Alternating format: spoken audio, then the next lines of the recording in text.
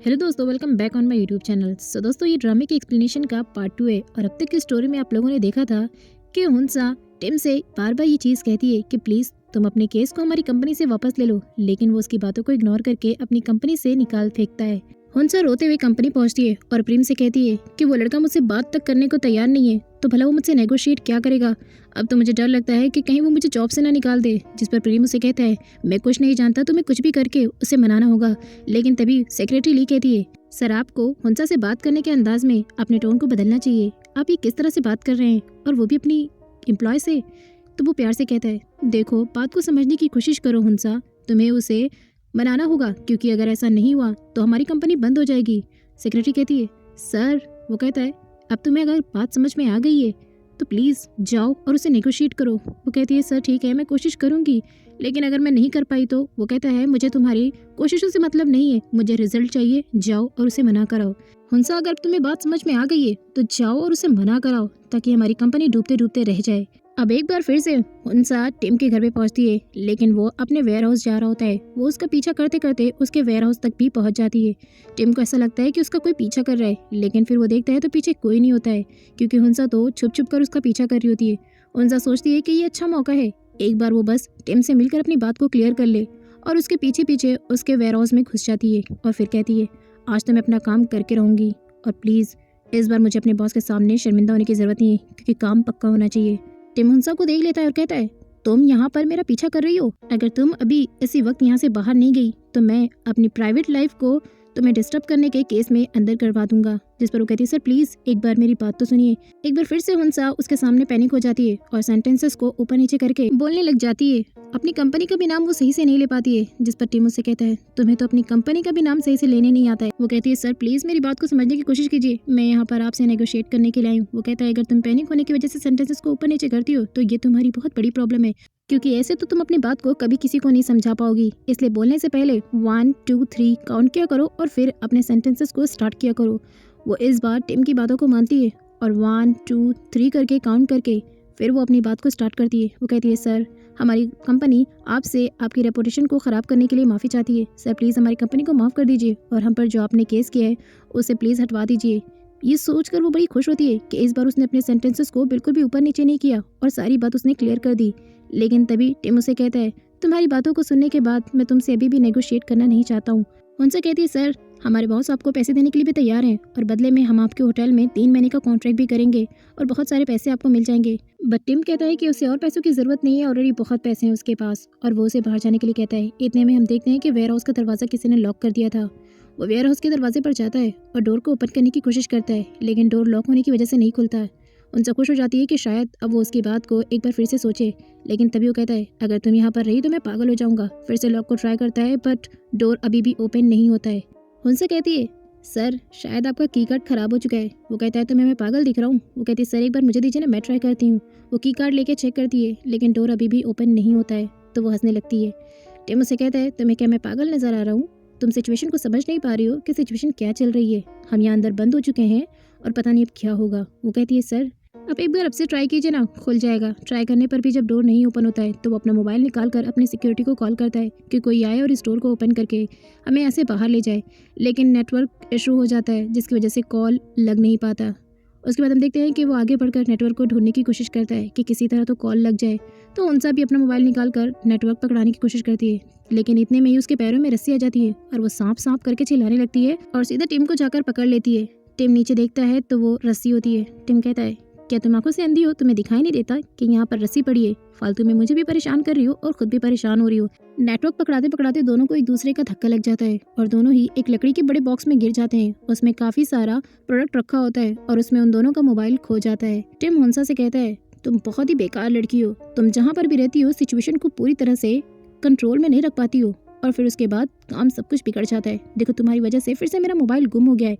इतने में हम देखते हैं कि किसी के हाथ में लेटर दिखाया जाता है और हुंसा उसे कहती है सर मैं आपका फ़ोन अभी ढूंढ कर आपको देती हूँ, और उस प्रोडक्ट के अंदर फ़ोन ढूंढने लगती है। फाइनली उन दोनों का फ़ोन मिल जाता है और फिर हम देखते हैं कि अचानक वेयर हाउस में जो है बहुत बुरी तरीके से आग लग जाती है। हुंसा कहती है मेरी तो अभी शादी भी नहीं हुई है और क्या मैं इस भरी जवानी में ही मर जाऊंगी? तभी टिम उससे कहता है अपना मुंह बंद रखो, मैं इतना बड़ा बिजनेसमैन हूँ, मैं इस वक्त यहाँ नहीं मर सकता। आखिर मेरी फैमिली और मेरा बिजनेस कैसे सर्वाइव करेंगे मेरे बिना?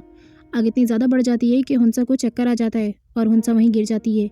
टिम उसे संभालता है और अपनी जैकेट उसे उठाकर किनारे ले जाता है जहाँ पर आग कम होती है। टिम को पता नहीं चलता है कि ये आग आखिर लगी तो लगी कैसे। वो परेशान होता है लेकिन उसे हुंसा का पूरा ख्याल होता है और वो उसे अपने शोल्डर पर सुला लेता है। इतने में टिम भी बेहोश हो जाता है। अचानक हम देखते हैं कि वेयर हाउस में उसका सेक्रेटरी पहुंच जाता है जो उन दोनों को हॉस्पिटल जाकर शिफ्ट कर देता है। कुछ देर बाद दोनों को ही होश आ जाता है, हुंसा को भी और टिम को भी। टिम उठते ही ये सवाल करता है उसके सेक्रेटरी से कि आखिर वेयर हाउस में आग लगी तो लगी कैसे, ये सब कुछ कैसे हुए, मुझे पूरी इन्फॉर्मेशन चाहिए। उसके बाद हम देखते हैं कि वहाँ पर पुलिस ऑफिसर आता है जो अपनी इन्वेस्टिगेशन पूरी करने के बाद उसे बताता है कि सर आग लगी नहीं बल्कि लगाई गई है। हुंसा भी पर्दे के पीछे से खड़ी सारी बातें सुन रही होती है। टिम टेंशन में आ जाता है और सोचता है कि आखिर अब मेरा नया दुश्मन कौन पैदा हो गया जो मुझे मारना चाहता है। तभी उसका सेक्रेटरी उसे कहता है, सर कहीं ऐसा तो नहीं कि आपने क्यूपिड हट पर केस किया इसलिए वो आपको जान से मारने की कोशिश कर रहे हैं। अब ये सब जब हुंसा सुनती है तो वो बर्दाश्त नहीं कर पाती और सीधा बाहर आकर कहती है, ऐसा कुछ नहीं है। लेकिन टिम अपने गुस्से को कंट्रोल में नहीं कर पाता और वो हुंसा का हाथ पकड़कर सीधे जाकर कहता है, सब कुछ ऐसा ही है, वेयर हाउस में सिर्फ तुम मेरे साथ थी और मुझे ऐसा लगता है कि केस करने की वजह से मैंने तुमसे नेगोशिएट नहीं किया, इसीलिए बस तुम लोग मुझे जान से मारने की कोशिश कर रहे हो। तुम लोगों को क्या पता कि मेरी लाइफ कितनी वैल्यूएबल है, मुझे कितना काम है। अगर सोचो मुझे कुछ हो जाता तो मेरा बिजनेस और मेरी फैमिली दोनों मेरे बगैर सर्वाइव कैसे करते। उनसा ये सारी बातों को सुनकर बहुत ही अपसेट हो जाती है और रोने लगती है और वो फिर टिम को कहती है, तुम्हारे रूड बिहेवियर की वजह से तुम्हें कोई भी पसंद नहीं करता, कहीं ऐसा तो नहीं कि इस बिहेवियर की वजह से ही कोई तुम्हारा दुश्मन हो और वही तुम्हें जान से मारने की कोशिश कर रहा हो। देखो मैं जानती हूँ कि मैं तुमसे गरीब हूँ और मेरी लाइफ तुम्हारी जितनी वैल्यूएबल नहीं है, लेकिन हाँ मुझे भी अपनी लाइफ से प्यार है क्योंकि जिंदगी तो हम सबकी बराबर है ना। टिम वहाँ से निकलता है लेकिन गाड़ी में वो हुंसा की ही सारी बातों को सोच रहा होता है कि उसने उसे आखिर क्या क्या कह दिया। अब वो काफ़ी अपसेट होता है उसकी बातों को सोचकर। घर पहुँचने पर उसके सारे वर्कर्स जितने भी होते हैं वो उससे प्रॉपर बात नहीं करते हैं क्योंकि वो उससे पसंद नहीं करते थे। हम देखते हैं कि जैसे ही मूक गाड़ी में से आता है तो सारे लोग उससे बहुत ही हंसी खुशी बात करने लगते हैं। लेकिन तभी हम मूक का एक छोटा सा पास देखते हैं कि मूक जो है वो हमेशा टिम से ऊपर जाने की कोशिश करता है और वो टिम को पसंद नहीं करता है। तो टिम को इस बात पर ऐसा लगता है कि कहीं ऐसा तो नहीं कि उसके भाई ने उसे मरवाने की कोशिश की है। नाइट के सीन में हम हुंसा को देखते हैं जो अपनी ज़िंदगी से बेजार होकर अपसेट होती है। तभी उसके डैड उससे कहते हैं, तुम इतना अपसेट क्यों बैठी हो, आओ मेरी ग्लोसरी में मेरी मदद करो, तुम्हें दुकान में ही मेरी मदद करनी चाहिए। तभी वहाँ पर कुछ ऑफिसर आते हैं जो उसके डैड को कहते हैं कि आपकी ग्लोसरी दुकान को हमने सीज कर दिया है और आपको ये बहुत जल्द खाली करना पड़ेगा। वो कहते हैं ठीक है सर, हमें पता है। अब हुंसा और टेंशन में आ जाती है कि अगर ये दुकान हमसे छीन गई तो हम जिएंगे कैसे। इतने में उसकी बहन आती है और वो भी कहती है, ऑफिसर हमें ये बात पता है कि आप हमारे घर को सीज करने वाले हैं, इसलिए कोई बात नहीं, हम खाली कर देंगे। ऑफिसर इतना सुनकर वहाँ से चले जाते हैं। वो अपनी बहन से कहती है तो तुम लोगों को बिल्कुल भी टेंशन नहीं हो रही है क्या, हमारी दुकान को सीज कर दिया गया है, हमें ये घर खाली करना पड़ेगा। तब इसके डैड से कहते हैं, टेंशन लेके क्या फ़ायदा, बीपी बढ़ जाएगा हमारा और फिर दवा लाने जाने का खर्चा अलग से बैठ जाएगा, इसलिए लाइफ में बिल्कुल भी टेंशन मत लो, बस जो हो रहा है उसे देखो। और वैसे भी हम कोर्ट में नोटिस पास करके कुछ दिन और यहाँ पर रह ही सकते हैं और अगर ऐसा नहीं होता है तो हम रेंट का घर ले लेंगे और लाइफ आराम से जिएंगे। तो वो सोचती है कि इसका मतलब सही है, मुझे भी टेंशन नहीं लेनी चाहिए। आगे हम देखते हैं कि वो फिर से टिम को मनाने के लिए उसके घर पर पहुंचती है। तब मेट से उसे पता चलता है कि वो अपनी बोट से पटाया जा रहा है। फिर वो भी उसके बोट तक पहुंच जाती है जहाँ जाकर वो छुपी होती है और उसे देख रही होती है। लेकिन तभी वो देखती है कि कोई उसे गन पॉइंट पर रख कर मारने जा रहा है। इससे पहले कि वो उसे बचाने के लिए दौड़ती तभी वो आदमी अचानक गन लेकर गायब हो जाता है। वो उसकी बोट तक पहुंच जाती है और छुपते छुपाते किसी तरह उसकी बोट में बैठ जाती है। टिम को ऐसा लगता है कि कोई उसका पीछा कर रहा है और वो उस इंसान को मारने जा रहा होता है। इतने में हुंसा उसके कोट पर उल्टी कर देती है और फिर पैनिक हो जाती है। वो कहता है, तुम्हारा दिमाग खराब हो गया क्या है। वो कहती है, प्लीज़ 1 मिनट के लिए रुक जाओ, मुझे पहले उल्टी कर लेने दो, मेरी तबीयत कुछ ठीक नहीं लग रही मुझे। वो कहता है, तुमने मेरा इतना महंगा सूट खराब कर दिया, तुम्हें अंदाजा भी है कि वो कितने का था। वो कहती है, सर प्लीज़ एक बार मेरी बात सुन लीजिए, मैं यहाँ आपसे लड़ाई करने नहीं आई हूँ बल्कि आपसे नेगोशिएट करने के लिए आई हूँ। टिम कहता है, तुम्हें क्या लगता है तुम इस तरह से मेरा पीछा करोगी तो मैं क्यूपिड हट से अपने केस को वापस ले लूंगा? ऐसा बिल्कुल भी नहीं है। इवन अब तो मैं तुम पर भी केस करूंगा कि तुमने मेरी प्राइवेट लाइफ को डिस्टर्ब किया और इस तरह से मेरे बोट पर छुप गई और उसके बाद तुम्हें अंदर करवाऊंगा। टिम बीच समुद्र में पहुंच चुका होता है तो वो अपने बोट को अब रोकने की कोशिश करता है, बट टैंक लीक होने की वजह से बोट नहीं रुकती है। फिर वो किसी को कॉल करता है कि कोई उसकी हेल्प करके उसे यहाँ से ले जाए। लेकिन तभी हुंसा उसे कहती है, तुम किसे कॉल कर रहे हो? वो कहता है, मैं केक ऑर्डर कर रहा हूँ, खाओगी क्या? पागल लड़की, मैं किसी को बुलाने की कोशिश कर रहा हूँ ताकि हमें यहाँ से कोई बाहर निकाल सके। अब दोनों ही नेटवर्क मिलाने लगते हैं लेकिन तभी एक दूसरे का टक्कर लगने से दोनों का फोन पानी में गिर जाता है। अब इससे पहले कि टिम उससे कुछ कहे, वो कहती है मैं स्टूपिड हूँ, मेरा दिमाग खराब है और मैंने ये क्या कर दिया।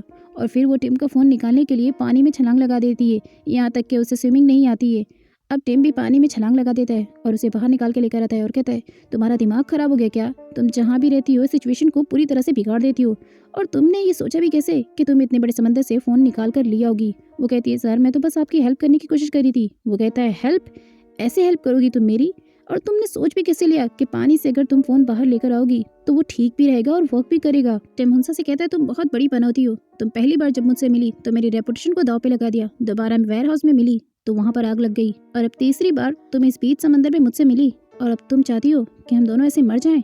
लेकिन मैं ऐसा कुछ भी होने नहीं दूंगा। हुंसा कहती है सर मैं तो बस छलांग लगाकर आपका मोबाइल ढूंढकर आपकी हेल्प करने की कोशिश कर रही थी। मुझे लगता है आपको मारने की कोशिश कोई और कर रहा है। इवन मैंने तो एक आदमी को देखा भी था, आपको गन से शूट करने वाला था। टिम उसकी बातों पर गौर ही नहीं करता है और वो कहता है आखिर कोई लड़की इतनी स्टूपिड कैसे हो सकती है, और अगर मैं यहाँ से जिंदा बचकर निकल गया ना तो जिंदगी में कोशिश करूंगा कि दोबारा तुम्हारी शक्ल न देखनी पड़े मुझे और तुमसे दूर ही रहूंगा। उसके बाद वो कहता है अब तुम अपने मुंह का रेडियो बंद रखो और वो देखो शायद उस आइलैंड पर हमें रुकने की जगह मिल जाए। बट हुंसा को अब भी कुछ समझ में नहीं आता और उसे वो प्लेस भी दिखाई नहीं देती जो टिम उसे दिखाता है। टिम को गुस्सा आता है और वो कहता है जाओ एक बार फिर से पानी में कूद जाओ और प्लीज इस बार वापस मत आना।